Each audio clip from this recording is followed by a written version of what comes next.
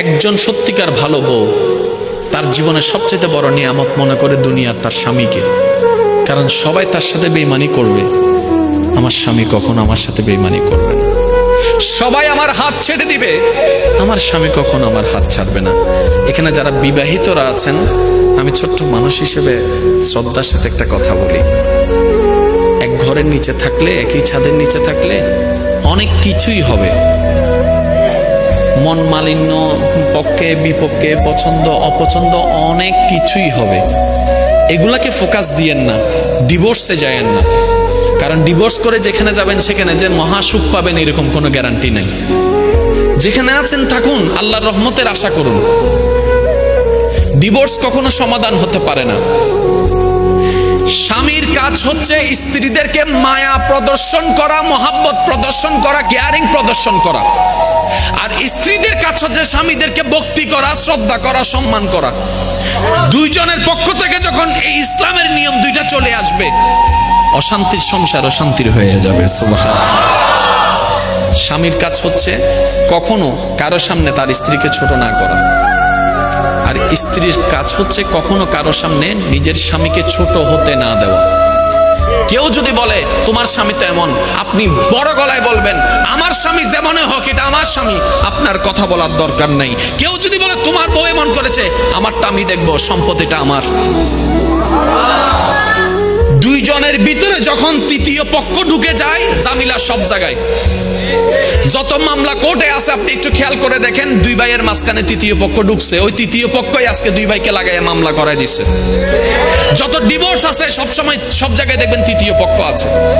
এবার আসেন, দামি কথাটা একটু মন দিয়ে শুনেন। পৃথিবীর বুকে অনেকগুলা সম্পর্ক আছে না? ভাই ভাই, ভাই বোন, বন্ধু, চাচা, জেঠা, কাকা, মা, বাবা, সন্তান, কত সম্পর্ক আছে না? আচ্ছা, এই সম্পর্কগুলা কাদের জন্য? মানুষের জন্য। এবার সর্বপ্রথম মানুষকে হযরত আদম আলাইহিস সালাম। একটু মনোযোগ, একটু মনোযোগ, একটু মনোযোগ। পৃথিবীর সবচাইতে প্রথম সম্পর্কের নাম হচ্ছে স্বামী স্ত্রী। পৃথিবীর সবচাইতে প্রাচীন এবং প্রথম সম্পর্কের নাম স্বামী স্ত্রী। পৃথিবীর সবচাইতে দামি সম্পর্কের নাম স্বামী স্ত্রী। এখন আপনার মনে একটু কেমন জানেন, এই হুজুর কি বলছেন এসব? আমি তো মা বাবাকে বাদ পড়ে গেল। আমি বললাম না, পৃথিবীর সর্বপ্রথম আদম, নবী আদম, ওনার সাথে একজন ছিলেন, ওনার নাম হচ্ছে মা হাওয়া। এবার এই দুইজনের আগে কি পৃথিবীতে আর কোনো কেউ ছিল? এবার বলেন, এই দুইজনের সম্পর্ক কি? ভাই বোন নাকি স্বামী স্ত্রী? তাহলে পৃথিবীর সম্পর্ক আল্লাহ শুরু করছেন স্বামী স্ত্রী দিয়ে। আরেকটু জোরে। পৃথিবীর সম্পর্কের সূচনা করছেন ভাই ভাই আসছে পরে, ভাই বোন আসছে পরে, শুরু করছেন আল্লাহ তাআলা স্বামী স্ত্রীর বন্ধন দিয়ে। তার মানে রবের কাছে বড্ড পছন্দের সম্পর্কের নাম হচ্ছে স্বামী স্ত্রী। তো এমন কেন হয়ে গেলাম? স্বামী জানে না স্বামীর দাম কি, মর্যাদা কি, স্ত্রী বুঝে না স্ত্রীর কদর কি, মর্যাদা কি, যার কারণে আজকে আমরা এই অগোছালো পরিবেশে আছি। একটু খেয়াল করবেন, এই শুরু হয়েছে স্বামী স্ত্রী। সম্পর্কটা কোত্থেকে শুরু হলো? দুনিয়া থেকে নাকি জান্নাত থেকে? তার মানে এই স্বামী স্ত্রীর সম্পর্ক হচ্ছে জান্নাতি সম্পর্কের নাম। বলেন সুবহানাল্লাহ।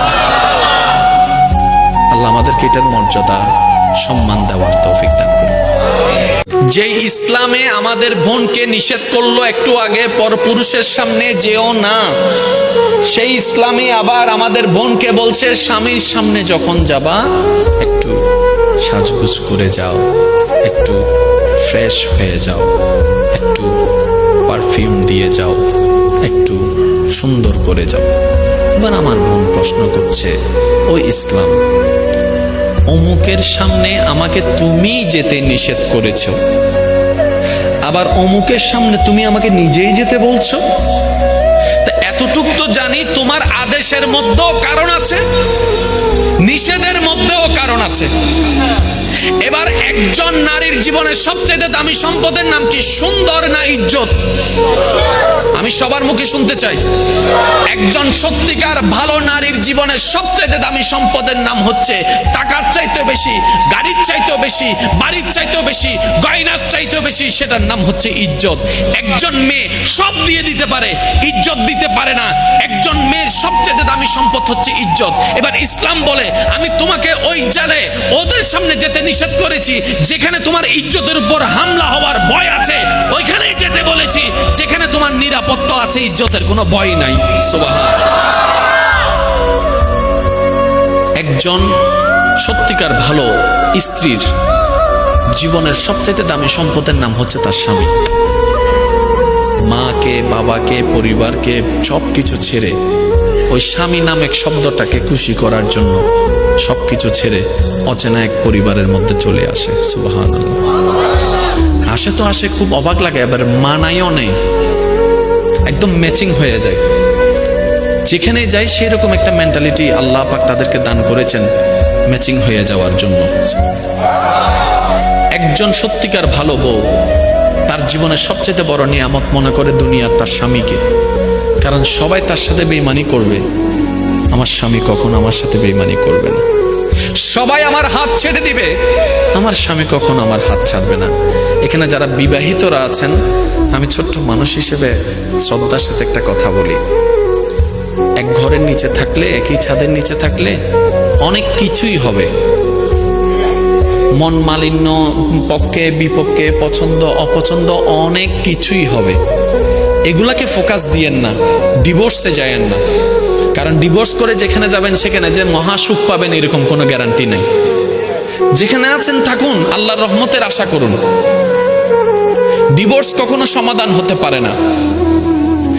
স্বামীর কাজ হচ্ছে স্ত্রীদেরকে মায়া প্রদর্শন করা, মহাব্বত প্রদর্শন করা, কেয়ারিং প্রদর্শন করা, আর স্ত্রীদের কাজ হচ্ছে স্বামীদেরকে ভক্তি করা, শ্রদ্ধা করা, সম্মান করা। দুইজনের পক্ষ থেকে যখন এই ইসলামের নিয়ম দুইটা চলে আসবে, অশান্তির সংসার অশান্তির হয়ে যাবে। সুবহানাল্লাহ। স্বামীর কাজ হচ্ছে কখনো কারো সামনে তার স্ত্রীকে ছোট না করা, আর স্ত্রীর কাজ হচ্ছে কখনো কারো সামনে নিজের স্বামীকে ছোট হতে না দেওয়া। কেউ যদি বলে তোমার স্বামী তো এমন, আপনি বড় গলায় বলবেন আমার স্বামী যেমন হোক, এটা আমার স্বামী, আপনার কথা বলার দরকার নাই। কেউ যদি বলে তোমার বউ এমন করেছে, আমারটা আমি দেখবো, সম্পত্তিটা আমার। দুইজনের ভিতরে যখন তৃতীয় পক্ষ ঢুকে যায়, জামিলা সব জায়গায়। যত মামলা কোর্টে আছে আপনি একটু খেয়াল করে দেখেন, দুই ভাইয়ের মাঝখানে তৃতীয় পক্ষ ঢুকছে, ওই তৃতীয় পক্ষই আজকে দুই ভাইকে লাগাইয়া মামলা করাই দিচ্ছে। যত ডিভোর্স আছে সব সময় সব জায়গায় দেখবেন তৃতীয় পক্ষ আছে। এবার আসেন, দামি কথাটা একটু মন দিয়ে শুনেন। পৃথিবীর বুকে অনেকগুলো সম্পর্ক আছে না? ভাই ভাই, ভাই বোন, বন্ধু, চাচা, জেঠা, কাকা, মা, বাবা, সন্তান, কত সম্পর্ক আছে না? আচ্ছা, এই সম্পর্কগুলা কাদের জন্য? মানুষের জন্য। এবার সর্বপ্রথম মানুষকে